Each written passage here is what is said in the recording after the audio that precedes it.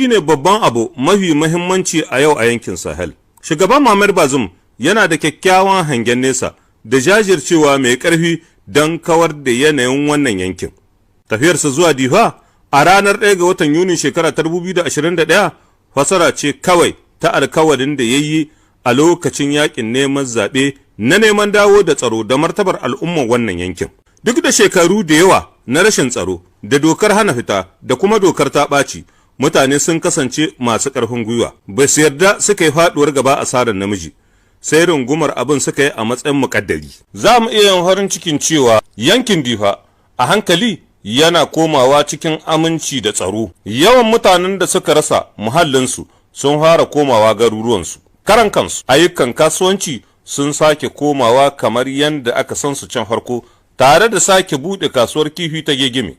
A wannan yanayin a iya cewa ƙwarai akwai tamaha da kuma tsammanin nan gaba akwai kyakkyawan fata ga waɗannan al'ummomin saboda albarkatun saka jari da gwamnati ta yi a cikin tsarin Difa Ingila.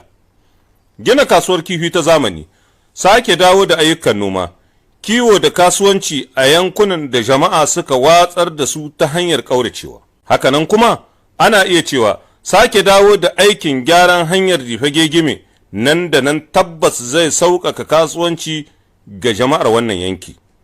Gwamnati tana kan aiwatar da tabbaci ba kawai don sha'anin tsaro ba, har ma da samar da muhimman ɓangarorin zamantakewar al'umma irin su ilimi, kiwon lafiya, lantarki, makamashi don waɗannan al'ummar maza da mata da yara su iya hango makoma kyakkyawa cike da kwanciyar hankali da murna da farin ciki. Jajircewa da shugaban jamhuriya ya yi na ganin dawowar mutane da suka rasa muhallinsu daga dukkan garuruwa a hakikanin gaskiya shine farin cikin jama'a a cikin jihar Difa.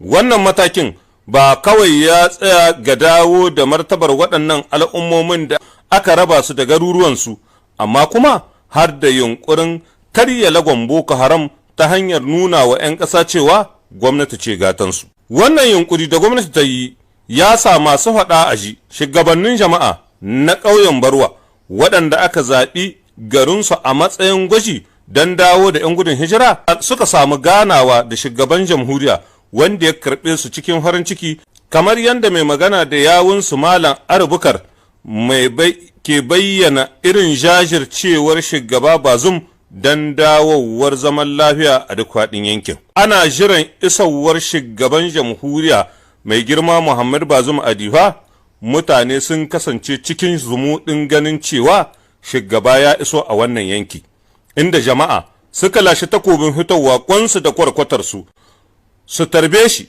cike da murna da farin ciki sakamakon abubuwan alherin da suka faranta rayukan al'ummar jihar Difa gaba ɗaya baki ɗaya.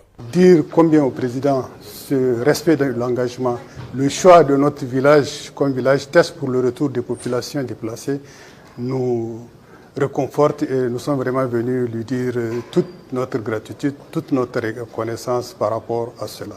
Et Dieu merci, les propos que nous avons entendus de lui nous réconfortent parce qu'il est plus que déterminé à faire de ce test une réussite pour toute la région de Difa.